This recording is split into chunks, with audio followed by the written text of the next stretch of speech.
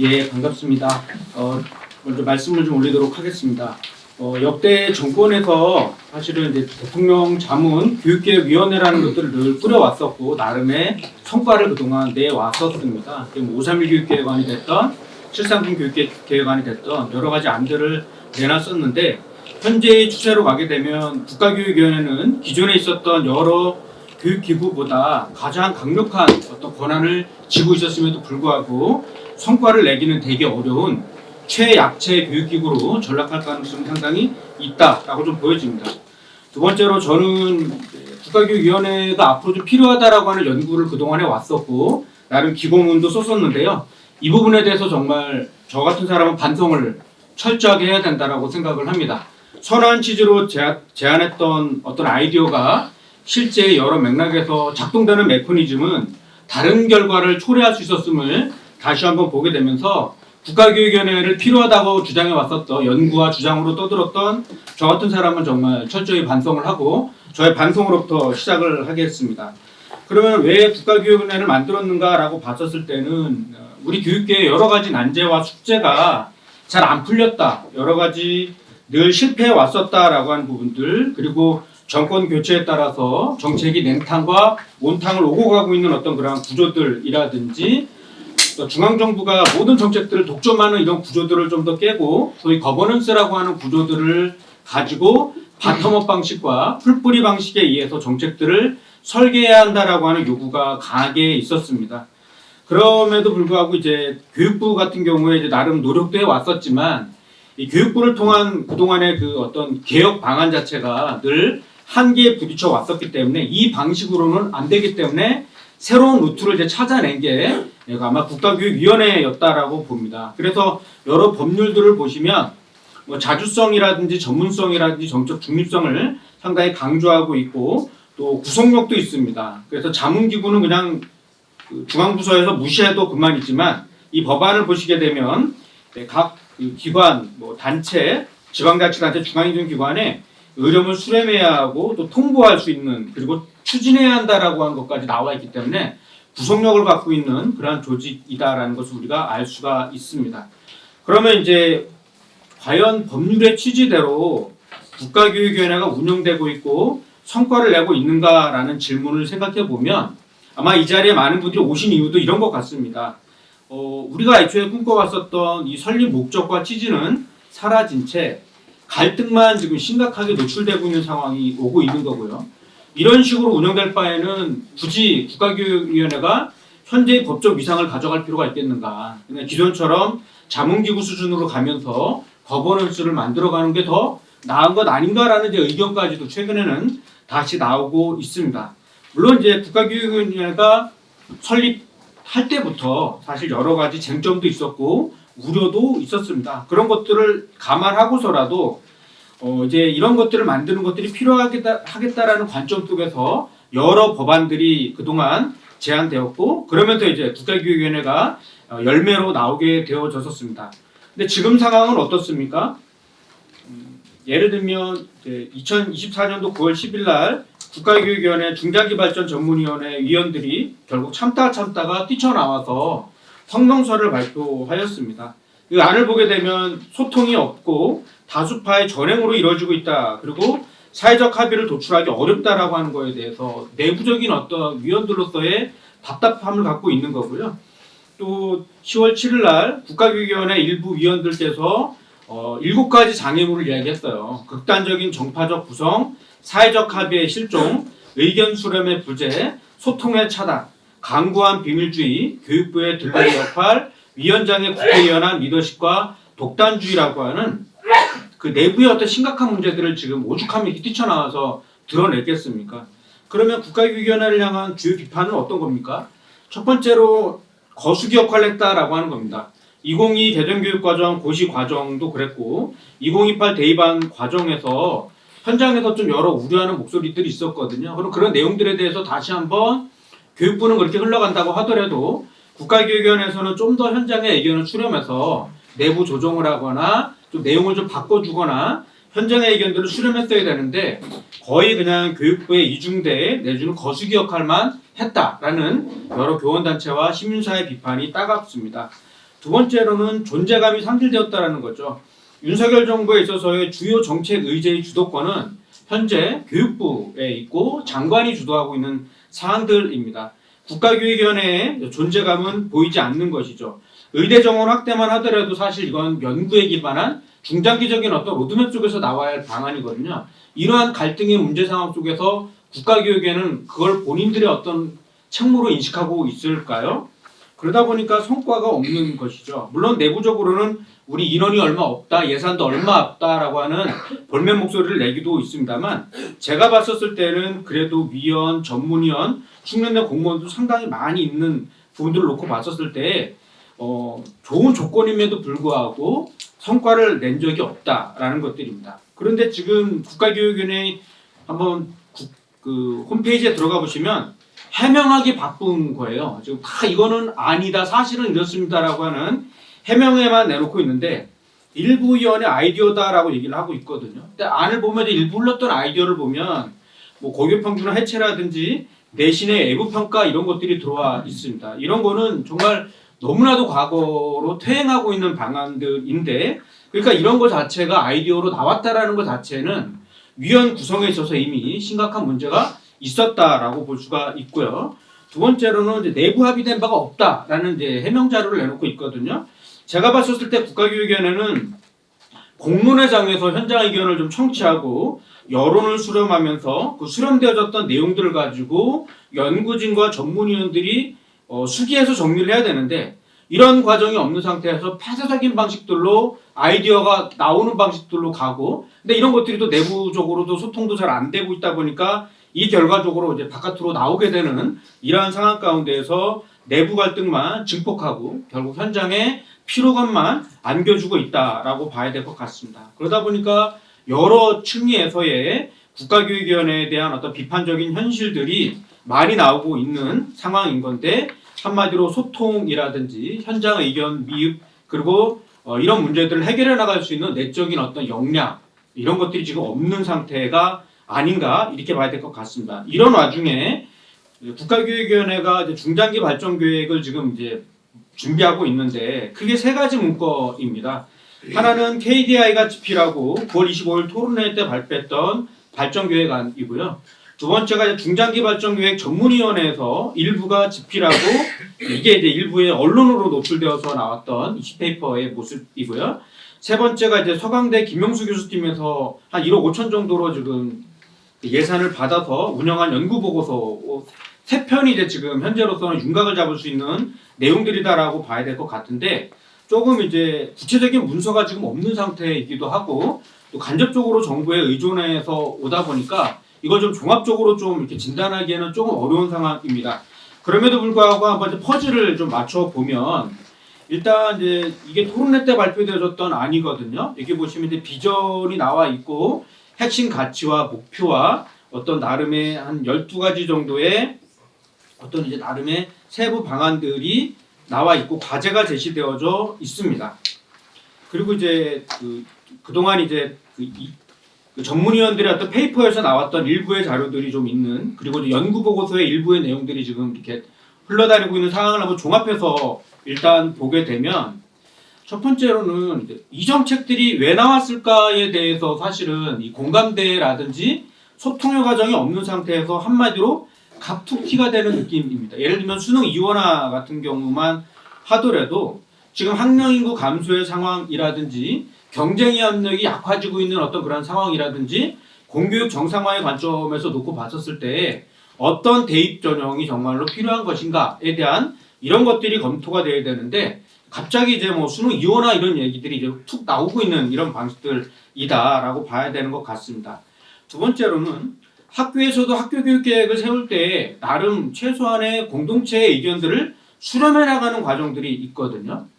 과거에 권위주의 정부 때에서는 일부 관료들과 연구진들이 결합해서 방안을 은밀히 준비하고 있다가 어느 날 전격적으로 이제 발표를 하는 형식으로 됐었어요. 그때만 해도 정책 환경이 상당히 단순했었습니다. 근데 지금은 그렇지 않거든요. 근데 초등학교 입학 연령 만 5세 입학 하향 연령 10회만 보더라도 대통령과 장관이 결단을 하더라도 대다수 학부모들이 반대하면 추진 동력을 얻기 어렵다라는 것을 우리가 알 수가 있습니다.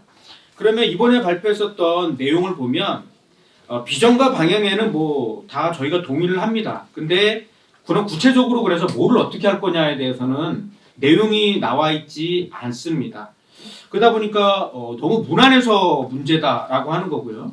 사실 지금 우리가 아름다운 말, 추상적인 이야기들보다는 어떤 하나의 정책들 하나 바꿔나가려고 하더라도 거기에는 무수히 많은 이해관계자들이 있고요. 쟁점들이 있습니다. 그래서 이런 문제들을 함께 전면으로 끌어올려야 어떤 안을 돌파해 나갈 수가 있는데 두루뭉술하고 추상적인 어떤 이야기들만으로는 절대 이 문제들을 풀어갈 수가 없다라고 하는 거죠. 그러면 좀 더 명확한 문제의식들을 좀 더 갖고 이러한 문제의식이 각각의 영역에 있어서의 통합적인 비전과 연결이 되고 실천 가능한 어떤 방안들이 무엇인가라는 것들이 보여줬어야 되는데 세 가지 모두가 다 잘 보이고 있지 않다라고 볼 수 있겠습니다. 그리고 이제 지금 유초중등과 고등교육과 평생교육 이런 것들을 아우르는 포괄적인 어떤 미래사항이라는 것들이 보여져야 합니다. 제가 봤을 때는 특히 시민성의 가치라는 것들이 매우 중요한 상황입니다. 왜냐하면 지속발전 가능성에 있어서의 심각한 위기 상황이 오기 때문에 이런 깨어있는 시민들을 어떻게 우리가 길러내서 그들과 함께 한국 사회가 안고 있는 난제들을 풀어나갈 것인가에 대한 어떤 전략적인 고민들이 있어야 되는데 그냥 뭐 인성과 시민성 함양 이런 수준으로만 다루고 있기 때문에 제가 봤을 땐 생태 시민성이라든지 그린 환경, 그린 학습 환경이라든지 기후 위기와 관련된 이런 어떤 우리 한국 사회가 안고 있는 위기의 문제들을 전면으로 드러낼 필요가 좀 있지 않을까 생각을 해봅니다. 그리고 일부 전문위원이 던졌다라고 하는 안을 보면 제가 봤을 때 가장 큰 문제는 외부 평가기관에 의한 고교 내신 평가입니다. 이거는 이런 발상 자체는 사실은 이제 교사와 학교에 대한 불신을 기본적으로 전제하고 있는 아이디어인 거고요. 결과적으로 학교의 평가 권한 자체를 인정하지 않을 거다라는 것이죠. 그러면서 내신의 편차가 발생하고 있는 거를 존 이유로 이제 결과적으로 한 줄 세우기 방식들로 평가의 표준화를 해 나가겠다라고 하는 건데 이것은 결과적으로 미래 교육의 어떤 다양성과 고유성이라고 하는 관점으로 놓고 봤었을 때 또 다른 제2의 수능 방식에 의한 내신으로 이어질 수 있다는 점에 있어서 심각한 어떤 그 아이디어다라고 볼 수가 있겠습니다. 그리고 고교 학교장 전형 확대라는 거는 사실은 평준화 해체 방안이거든요. 지금도 이 한국 사회에 있어서 지금 그 이미 고교 서열화 체제가 상당히 심각한 상태인 거고 이것이 계층의 불균형을 만들어내고 있는 그러한 상황입니다. 이러한 어떤 상황의 문제를 어떻게 해결될 것인가를 고민해줘야 되는데 오히려 공평준화 해체 방안들을 내놓고 있다라고 하는 점들에서의 그 문제의식에 대해서도 좀 공감이 잘 안 되고 근데 안을 보게 되면은 사학의 자주성 확대에 대해서 상당히 많이 강조를 하고 있습니다. 제가 볼 때는 아마 사학의 이해관계가 많이 반영된 것 같은데 의미가 있죠. 자주성의 확대과 자율성이나 자치성 확대하는 건 의미가 있는데 이 안에는 공공성과 투명성과 윤리성이라는 게 같이 전제될 필요가 있을 것 같습니다. 그리고 이제 9월학제 같은 경우가 이제 가끔씩 보면 이렇게 나오거든요. 제가 봤을 때는 9월학제의 실익은 거의 없습니다. 이거는 유학을 가는 학생들에게만 의미가 있는 거고 그런데 이제 우리나라의 경우에는 이거를 했을 때 엄청나게 많은 비용이 들어가는 데 비해서 그 9월학기제로 전환했을 때의 혜택은 소수의 학생들만 가질 수가 있는데 이런 것들이 이제 심심하면 계속 이런 것들이 나오고 있다. 이런 것들이 그만큼 해외의 어떤 대학이나 이런 데하고 연결되어 있는 계층의 이해관계가 반영된 어떤 방안들이 발표되고 있다라고 보여집니다. 오히려 우리나라의 그 경직되어져 있는 학습 시스템을 좀 더 유연화해 나갈 수 있는 방식에 대해서 좀 더 고민할 필요가 좀 있지 않을까 생각들이 되고요. 심화 수학과 관련된 이런 내용들, 뭐 미적분, 투나 기하 이런 과목들을 넣어야 된다라고 얘기하는데 지금 상당수의 아이들이 지금 수포자가 되고 있거나 수학 교육 과정을 못 따라가고 있는 아이들이 많거든요. 지금 각 고등학교에 아마 그 공시 정보를 보게 되면은 그 A, B, C, D 이 중에 E, D 맞는 아이들이 절반 이상이 되고 있습니다. 이러한 문제를 놓고 보면 지금 교육 과정을 못 따라가는 아이들이 상당히 많이 있다라고 하는 거거든요. 그러면 필요하면 모집 단위별 특성화 전형이라든지 고교학점제 활성화를 통해서 진로가 공대를 가거나 좀 더 깊이 있는 수학으로 가져갈 학생들은 그 과목을 듣게 해주고 그렇지 않은 학생들은 진로에 따라서 맞춤형 그 수준에 맞는 그 걸 이수하게 하면 되는데 소수의 학생들을 위해서 계속 이렇게 어떤 더 많은 것들을 더 어려운 난도를 갖고 넣어야 된다라고 하는 이런 어떤 이해관계가 반영되어 오는 방식 자체가 현장에 대해서 상당히 몰이해를 갖고 있는 것은 아닌가 생각들이 됩니다. 그리고 김영수 교수님의 그 보고서를 보게 되면 교육감 러닝메이트제가 지금 언급되어져 있거든요.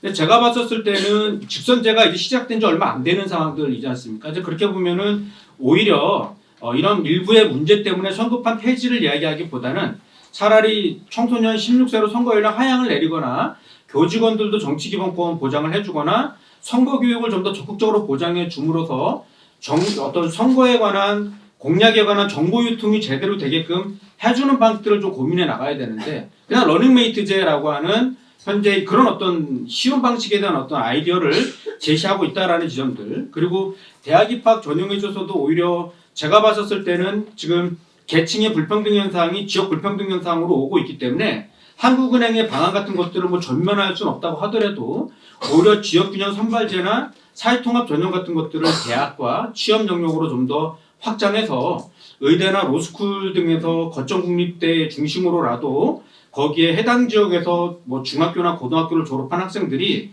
그러한 어떤 선호하는 어떤 학과로 들어가고 지역으로 다시 남을 수 있는 이러한 인재 지역의 선순환 구조들을 어떻게 만들어 나갈 것인가를 고민해 나가야 되는데 이런 아이디어가 없는 상태에서 그냥 공정성 관점에서 그냥 이런 거를 좀 더 이렇게 최소화하려고 하는 이런 것들도 조금 한계로 느껴진다라고 볼 수 있겠습니다.